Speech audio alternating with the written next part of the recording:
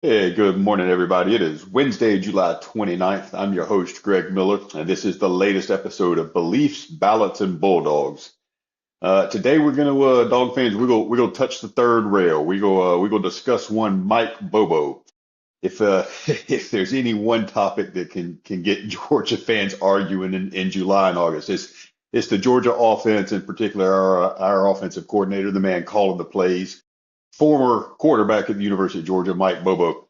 But Kirby has continued to back Bobo. He's made it clear that he believes that we've got the right guy calling the plays and in the coordinator booth. And obviously that's all that really matters. Kirby's not some clueless CEO sitting in the office disconnected from the football field. Kirby knows football. Kirby knows winning football. Kirby knows what championship football looks like, and Kirby knows what the standard at the University of Georgia is. Kirby knows what this roster is capable of and what the expectation will be this year.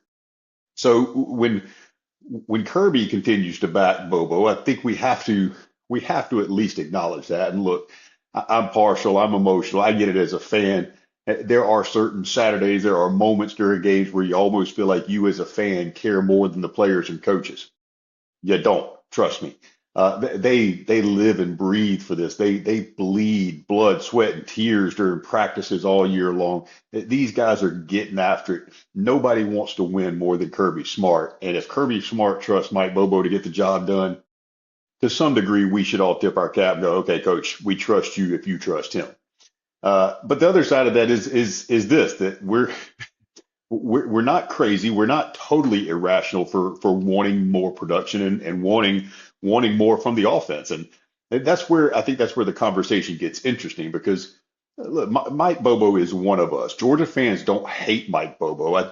I think what we hate is watching what we believe to be elite talent struggle sometime to land those knockout punches or look the way we think we should look. That's the difference. It's not a personal attack on Mike, or at least it shouldn't be. Look, Bobo knows football. Nobody with any sense would pretend he doesn't. You wouldn't have hung around as long and had the career he's had if he didn't know football. He played quarterback at Georgia. He's coached in the SEC. He knows and understands this program. He knows Kirby. He understands the identity and the type of ball that Kirby wants to play. And to some degree, I think that is part of what he's trying to mesh his identity with. And let me clearly say this. Look, play calling is the easiest thing in the world to criticize from your couch on Saturdays because none of us really know what the concepts are, what the plays even call, what the routes are, what the first reads are. We know very little about what they're even trying to execute. We just get to see whether it works or not. Every incomplete pass looks like a bad call. Every time you run into a loaded box, you look like a stupid idiot after it gains 2 yards. And then every third and long failure turns into, we're all throwing our hands up in the air going, what are we doing? Are we even trying here? But this is real football. This isn't Madden on the PlayStation. Sometimes the call is okay. Sometimes the call may even be brilliant, but the execution is bad. Sometimes the quarterback may miss the read. Sometimes the receiver doesn't win the one-on-one he's supposed to win. Sometimes the protection breaks down or a guy gets beat. Sometimes the defense just makes a play and you got to tip your cap. So I'm not sitting here pretending that every offensive issue isn't automatically Mike Bobo's fault. That would be lazy. Look, he's got to be better. He's got to do better. But also, I don't think as Georgia fans that we're wrong to ask some hard questions. This is Georgia. We have high expectations. We're I remember the days 15, 20 years ago, and look, I loved Coach Mark Richt as a representative, as an ambassador, and as a man at the University of Georgia. But during the Rick's tenure, my mentality was, hey, we're going to win 9, maybe 10 games in a good year. Going to have a lot of fun Saturdays, and it's a good gig being a Georgia fan. We'll never win big. We'll never go undefeated. We'll never win championships, but we're going to win 8, 9, maybe 10 games a year. That's no longer the goal. We're not trying to win 8 or 9 games and make a good bowl. We're not trying to be respectable. We're not trying to be a pretty good offensive football team. We are trying to win championships. We're trying to collect trophies. And that mentality changes the standard and changes the expectation. So the question is not whether Mike Bobo can coordinate a good offense. We know that Georgia can be good on offense.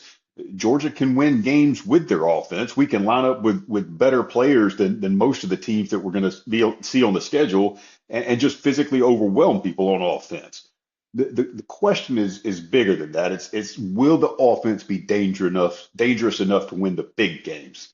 When we get into games where the other sideline has dudes on their roster too, when we're playing Alabama or Texas, or we get down to Ohio State or Oregon or whoever shows up in the playoffs, that's when we need to know, can our offense go toe to toe and go win those games when we need them to? Can we hit the explosive plays? Can we punish the aggressive defenses? Can we adjust if the initial game plan isn't working? Can we make somebody pay for loading the box against us? Can we score touchdowns and finish drives instead of settling for field goals? Can we stop letting teams hang around when we have all the momentum and we have a better roster and we have the opportunities to land that knockout blow? Those are the moments where the frustration comes from. It's not that I said it yesterday. It's not that Georgia fans want to trade our identity and become some cute air raid circus. No, we don't want that. We don't want to throw the ball around 50, 60 times a game just because it looks like modern football and that's what everybody else is doing. I don't want us to get soft. I want Georgia to still be Georgia. Physical, tough, disciplined, just nasty up front, built in the trenches. But I also want us to have answers when needed on offense. I want that offense to have some teeth. I want us to be able to line up and run it down your throat. But then the second you try to bring the safeties down or start creeping up a little bit, I want to be able to hit that big shot over your head. I want the defense to feel helpless. I want them to feel stressed out, like nothing they can do will work. I want coordinators on the other sideline to know that they can't just sit on the tendencies from Bobo and wait for us to grind our way down the field. Championship Georgia football shouldn't feel like we have to fight uphill for every single yard. I think that's the part that bothers fans, that visual of it just looks ugly sometimes. We've watched games where Georgia's clearly the better team, but the offense just lets other teams hang around and stay alive emotionally. And then when that happens, people look at the play caller. We look at Bobo for not putting points on the board, and fair or not, that's the job. That's the role he signed up for. Look, if you call plays at Georgia, especially under Kirby Smart's leadership, especially with the talent we have and the expectations we have, you're going to be judged against some pretty high championship standards. You're not going to be judged against decent standards or the league average. You're not we still won by 14 standard. You're going to be judged by the championship standard. Are we dominating the execution in all phases of the game? And that means offense too. The championship standard says this: at some point, the offense has to help the defense. At some point, the offense has to be the part of the team that flips the momentum for us. At some point, the offense has to go win a game instead of just hoping the defense can keep bailing water. And frankly, that's I think how we have felt at times, where we just feel like the defense is the one that's grinding out and pulling out the wins. And that's why this Mike Bobo debate's not gonna go away, because there are two things that can both be true. Mike Bobo can be a very good football coach, and Georgia fans can still be right to wonder if something's missing, or if maybe there's another gear that this offense needs. Both of those ideas can live and exist in the same room and in the same body. Kirby can trust him, but as fans, we can still say, "Hey, show me, prove it to me." And I think that's where I am rolling into this year. I'm far from anti-Bobo. I'm a Mike Bobo fan. I'm just anti-boring. I'm anti-predictable. I'm anti-wasted talent on offense, and I'm anti-letting teams hang around when we should be, winning by 20 or 30 points. I'm anti-driving the ball 70 plus yards to settle for field goals. And I'm anti-looking like we're trying just so hard not to mess up, and instead of playing to rip somebody's head off. And I think that's what summarizes the way a lot of dog fans feel, the last couple of years. And we don't need fireworks for the sake of fireworks. We need purpose. We need logical and rational aggression. We need explosive plays. We need red zone answers when we get down there. We need Mike to tailor an offense around what we've got with Gunnar Stockton, and not an offense that asks Gunnar Stockton to be somebody he's not. Mike Bobo needs to make life easier on the quarterback with the play calls, with the rhythm, with the design and the run game and the protections and all the things, all the nuances of offensive play calling. Mike Bobo needs to nail it this year because if he relies solely on Gunner to be Superman, then that's at some point that's going to blow up in our face. That's desperation. But if Bobo can build this thing around the identity of Georgia football, around being physical, around smart quarterback play, with a few explosive shots mixed in here and there, and just enough creativity to keep the defensive honest, then I'll say it right now. I will sit down, I will shut up, and I'll just enjoy the ride.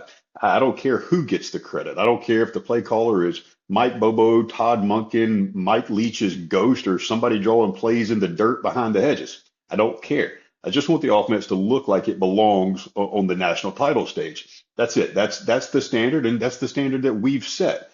We know Kirby's going to have the defense ready. We know Georgia's always going to recruit. We know we're going to have our physicality and our toughness. We know that, when the season ends, we are going to be in the conversation.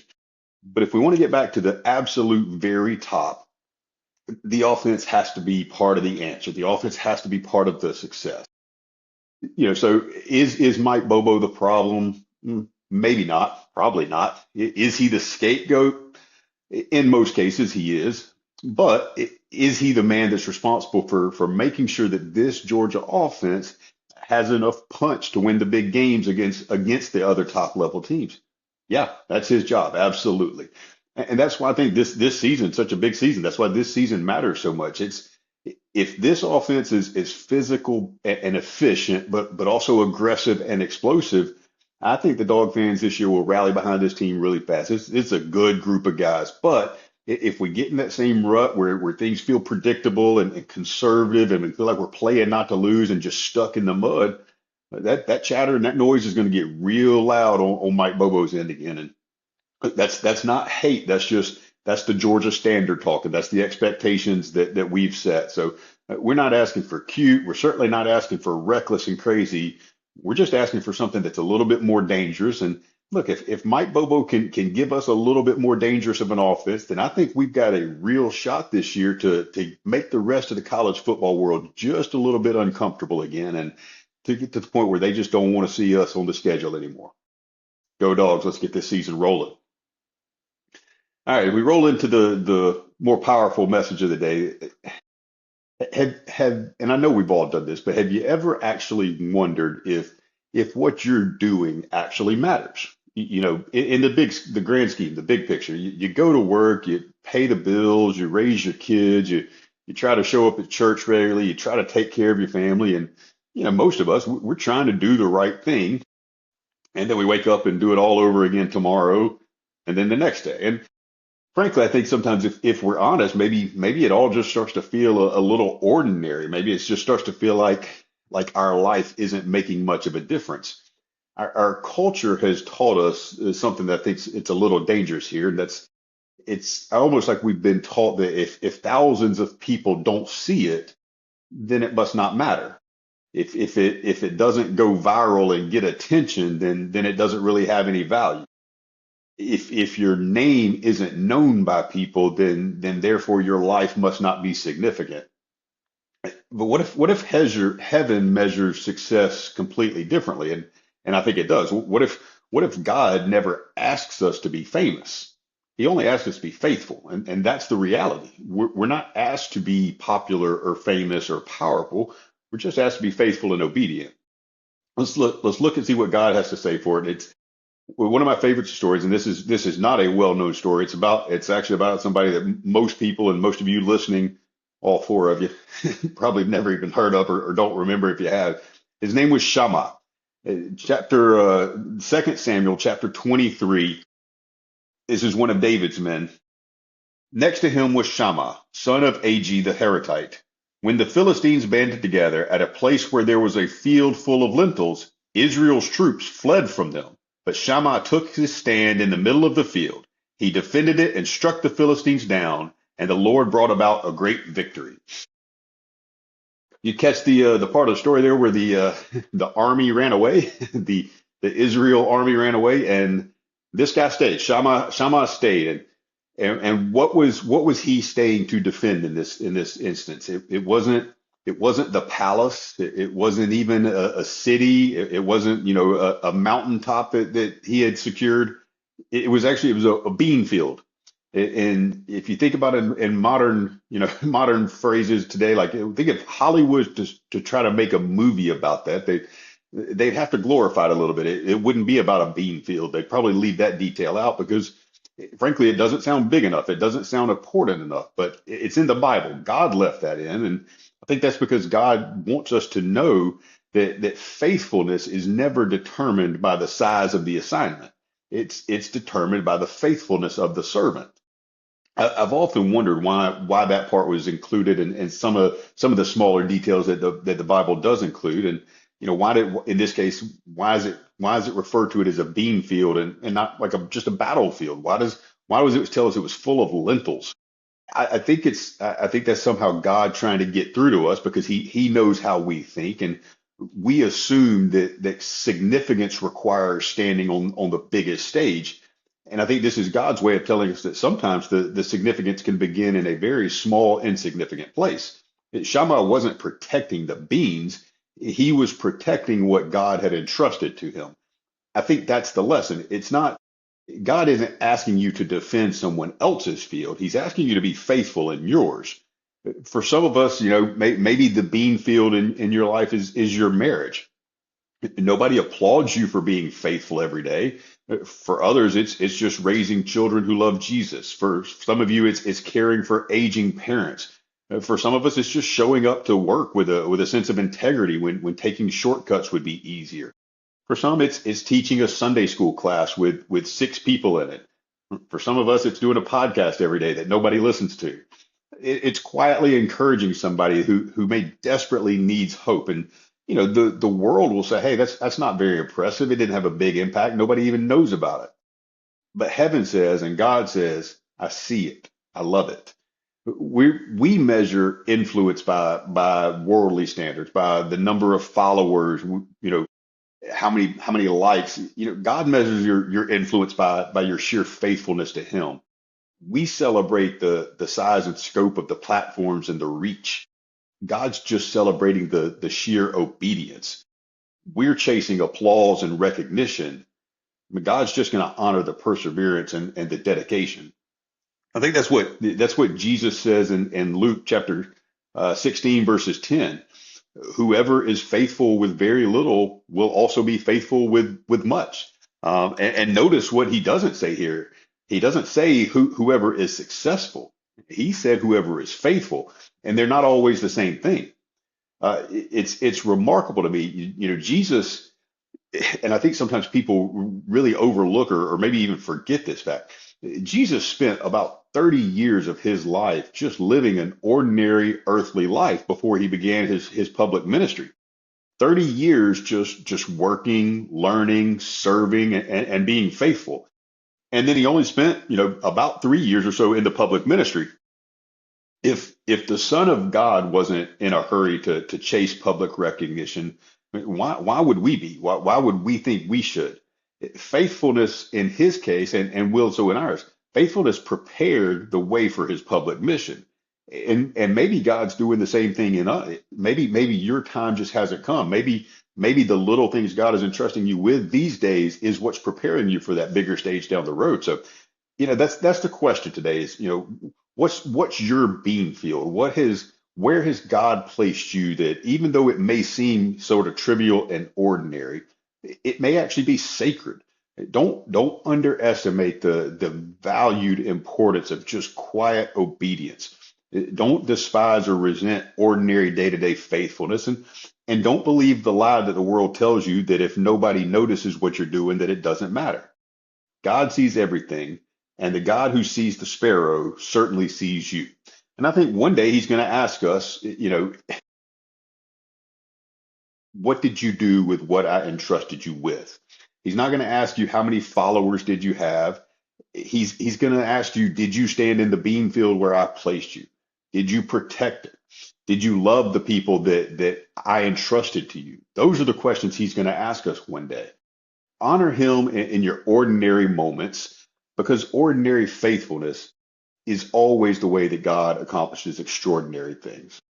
That'll do it for today. As always, guys, get in your Bible, say your prayers, love one another, and tell the truth. God bless.